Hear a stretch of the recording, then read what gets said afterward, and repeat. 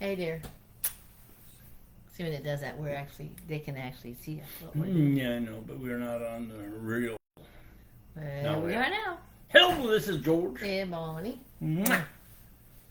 And this is Adonai Sanctuary Truth Classroom. Kind of a strange classroom. We only want to tell you what the truth is. We don't care what preachers, priests, and rabbis have tried to tell you. We don't even care what the professors have told you. Because usually they're wrong, even though they won't admit it. So, today is September 10th. Jeez, and we're going to be going over section or chapter 16 in Numbers. Yep. You ready? Yep. And you know when. 16. You might say, oh no, you might want to stay around to see what happened when you go against Adonai and his chosen. Yeah. Numbers 16, 1 and 2, please. Here we go. Forgive me, people. She's got some hard names to pronounce. I'll probably mess them up. But they're not around to find out, so it's all right. Now, Korah, the son of Izhar, the son of Kehat, the son of Levi, along with Dathan and Aviram, the son of Eliba, whatever, and On, or how we say it, the son of Pelah, descendants of Reuben, and take that, took the men and rebelled against Moses. Siding with them were 250 men of Israel, leaders of the community, key members of the council, men of reputation. She read those 250 or so men of reputation. They were the leaders in the community. Plus some family members who went along with the hypocrisy seemed to want to change their desire to a falsehood of popularity. That's a big mouthful. You would have to say, just like the age we are living in right now. Uh-oh. We're in trouble again. 99.9% of the people follow, believe, and worship in a way those 250 wanted to practice. They didn't want to follow Moses or Aaron. It didn't happen for the good of them then, and it will not be to the good of the 99.9% of the people today. As we know from Scripture, the son of one of the Levi families named Kahat, and what was their job? Numbers 4:15, please. When Aaron and his sons had finished covering the holy furnishings and all the holy utensils, when the camp is about to move forward, then the descendants of Kehat are to come and carry them. But they are not to touch the holy things, so that they won't die. These things are the responsibility of the descendants of Kehat in the tent of meetings. Kahat was to carry the holy utensils and the holy furnishings. That came from the tent of meetings, but the Kahat and their descendants, they can't touch those holy things that Aaron and his sons covered.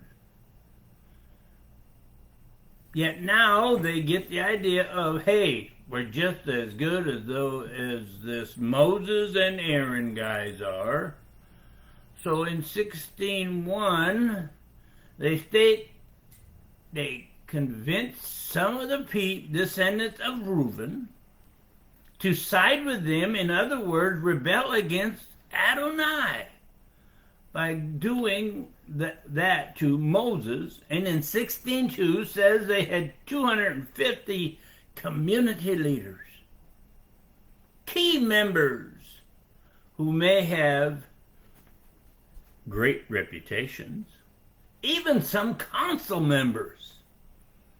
Then they attacked Moses and Aaron. They attacked their credibility. Read 16:3, please. They assembled themselves against Moses and Aaron and said to them, You take too much on yourselves. After all, the entire community is holy, every one of them, and Adonai is among them. So why do you lift yourself up above Adonai's assembly? In other words, we are all holy.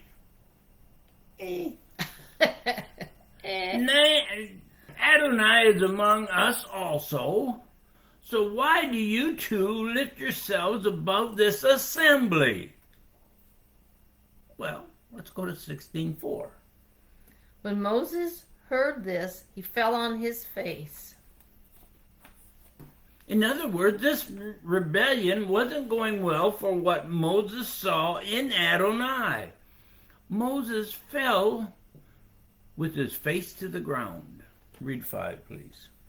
Then he said to Korah and his whole group, In the morning, Adonai will show you who is his and who is the holy person he will allow to approach him. Yes, he will bring whomever he chooses near to himself. Okay, Korach, and all your whole group, come back in the morning. Adonai will show you something. You might say, if or let Adonai decide. And this is how you can do it. Read 6 and 7, please. Do this, take censers, Korach and all your group, put fire in them and put incense in them before Adonai tomorrow. The one whom Adonai chooses will be the one who is holy. It is you, sons of Levi, who are taking too much on yourselves. In other words, the one Adonai chooses will show us who is holy. Then Moses asked the group of Levi's descendants, who they were. Well, read 8 through 10, please. Then Moses said to Korach, Listen here, you sons of Levi. Is it for you a mere trifle that the God of Israel has separated you from the community of Israel to bring you close to himself, so that you can do the work in the tabernacle of Adonai and stand before the community serving them? He has brought you close, and all your brothers, the sons of Levi, with you. Now you want the office of Kohen too? Isn't it to your benefit to work in the tabernacle of Adonai, well, serving both the community and Adonai? Was that not good enough? Now you want to be Kohen or priests also? It gets kind of technical there. You bet. To the point. We think it's very interesting how Moses asked this next one. Read 11, please. That's why you and your group have gathered together against Adonai. After all, what is Aaron that you complain against him? Adonai himself picked Aaron, and when you go against his chosen, you go against Adonai. He's telling them exactly what they've been doing. Let me ask you, who or what is Aaron that you feel the desire to go and complain about Aaron himself? Then part of this rebellious group, Datan and Avram, refused to obey Moses at all. We're not going. Anyway, read 12. Then Moses sent to summon Datan and Abiram, but they replied, We won't come up. We won't. We refuse to come up and obey this Moses guy. Look what he has done or what he is doing. Read 13, please. Is it such a mere trifle, bringing us up from a land flowing with milk and honey to kill us in the desert. Now that you claim without justification yourself the role of dictator over us. When you study that, it makes it sound like it was Moses' fault. They aren't living in the land of flowing with milk and honey. Yes, and it must have been Moses' idea to kill, next page, us in the desert. And now you won't? Oh, and now you want to be our dictator? They're getting ahead of themselves. Uh-huh. Read 14, please. You haven't at all brought us into a land flowing with milk and honey, and you haven't put us in possession of fields and vineyards. Do you think you can gouge out these men's eyes and blind them? We won't come up. It's kind of interesting. It's kind of like they're playing against the people's minds of the 250 and trying to get a rebellion group going. We didn't get that good stuff. What's next? Will Moses gouge out our eyes to blind us so he can be our dictator? No, we refuse to go up. You might say Moses put his foot down. Well, yes, yep. Gets very mad when he talks to Adonai. Read 15, please. Moses was very angry and said to Adonai, "Don't accept their grain offering. I haven't taken one donkey from them. I've done nothing wrong to any of them." I haven't wronged them or taken anything from them. It's in your hands, Adonai. Read 16 through 19, please. Moses said to Korah, "You and your group be there before Adonai tomorrow, you, they, and Aaron. Each of you will take his fire pan and put incense in it. Every one of you bring before Adonai his fire pan, 250 fire pans, you two and Aaron, each one his fire pan." Each man took his fire pan and put fire in it, laid incense on it, and stood at the entrance of the tent of meeting with Moses and Aaron. Korah assembled all the group who were against them at the entrance of the tent of meeting. Then the glory of Adonai appeared to the whole assembly. Visualize. All in trouble now. Try visualizing this. 250 men carrying a fire pan with incense, and they're all standing in front of the tabernacle entrance. I had to put that out there. 250 fire pans with incense. Their leader, Korah, and Aaron each had theirs. Then the glory of Adonai appeared at the entrance of the tent of meetings. Well, read 20 and 21, please. Adonai said to Moses and Aaron, "Separate yourself from this assembly. I'm going to destroy them right now." Adonai seemed to have had enough. You think? Now, all you people who say he doesn't show emotion, you've listened to your preacher too much. Because it tells us, telling Moses and Aaron to leave this group, I'm going to destroy this rebellious group totally. Now, George, doesn't that sound like he got a little agitated? Let's see, he was angry. Big time. But he doesn't get angry. Okay. These preachers that preach that should be ashamed of themselves. God is love. Anyway, did Moses and Aaron run from this group going, nah, nah, nah, nah, nah? Had to throw that in. They could have. Had to throw that in. Okay. Stop and think about this guy, Korah. Before the exit of Egypt, we read about Korah in Shemot 6:21. Read that, please. The sons of Izhar were Korah and two brothers. They're very hard to pronounce brothers' names. This person And was two one of boys. the people named in the Exodus of Egypt. Uh-huh. He held a position of, you might say, leadership so much so, he was named in Shemot, or Exodus 6. He must have been a born leader. Or just maybe he would be called greedy, because he was given Adonai's goals for the Hebrews, but must have taken the goals to the point of what a lot of preachers do who get the big churches, greed. Therefore, you might say he got, what, a big head, thinking he was greater than the one Adonai chose? Sure, sounds like that to me. He ended up not being content just following this Moses guy, or even his brother Aaron.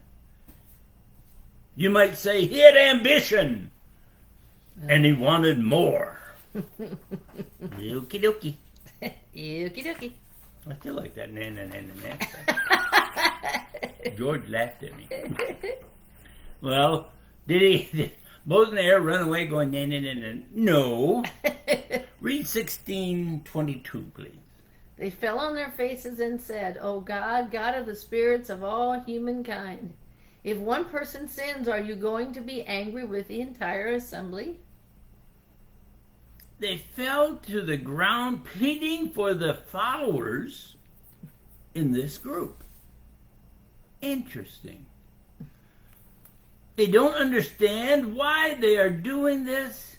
They listen to that leader or their leaders. You know, like today's preachers, priests, and rabbi teachers. Then Adonai sees that they were only following those leaders. Then Adonai says to Moses, 24 and 25, please. Tell the assembly to move away from the homes of Korah, Dathan, and Abiram. Moses got up and went to Dathan and Abiram, and the leaders of Israel followed him. In that writing, it's kind of interesting, if you really heard what she read, to see that the leaders of Israel followed Moses. Is that telling us that not all of the Levi leaders were in the group? Kind of sounds that way. Mm-hmm.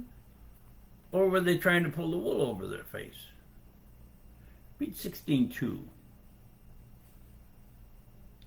16:2. That's what it says. Maybe it's...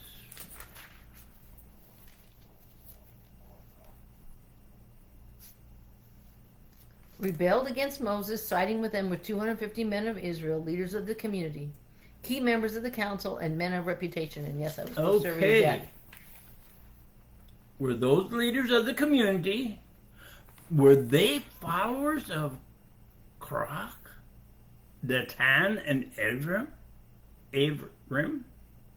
Yet inquisitive enough to be on the winning side, so they followed this Moses guy to those 3 tents. Now read 26 and 27, please.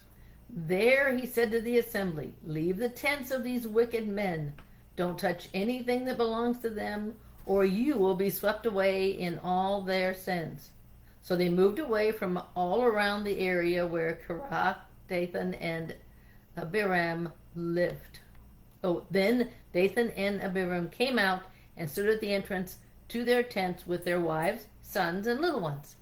Moses called these 3 instigators, wicked leaders of a rebellion. So the people moved away from all 3 of those families.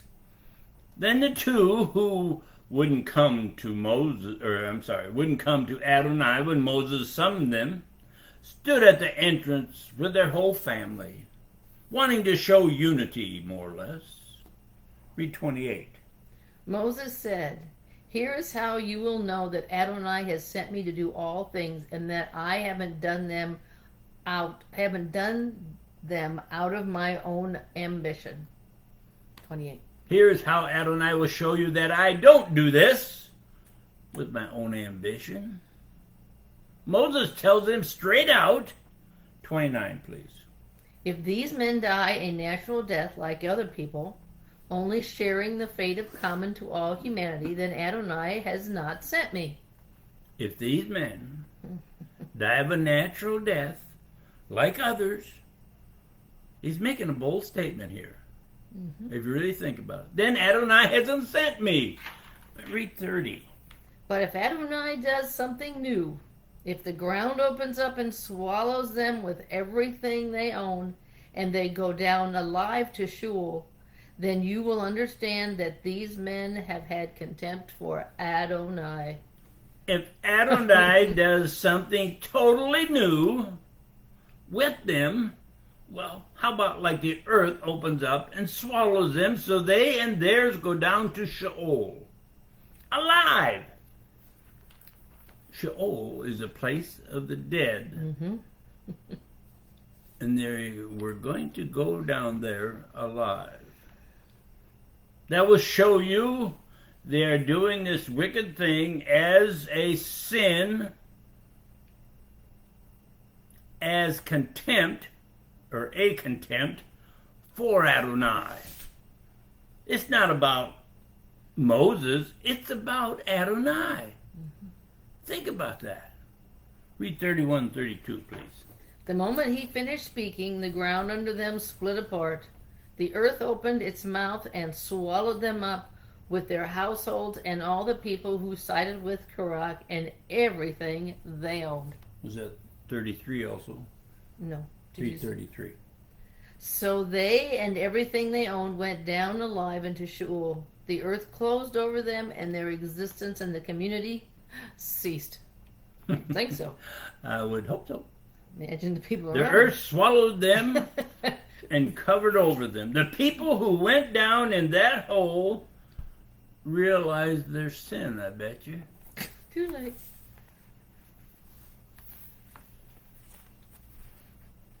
And they felt what was happening. Now, how can we make a statement like that? Read 34. All Israel around them fled at their shrieks, shouting, "The earth might swallow us up too." The people heard the screaming. They're shouting as the earth opened for them. Their whole family. So much so, the onlookers ran, afraid it might happen to them. They got scared when they heard their screaming. Let's run, maybe that hole will get bigger. Then everything was overlooked with what went on before. You know, like the 250 leaders of the community. Did they go to their tents carrying those fire pans and think we got away with our sin against Adonai except for those guys? No.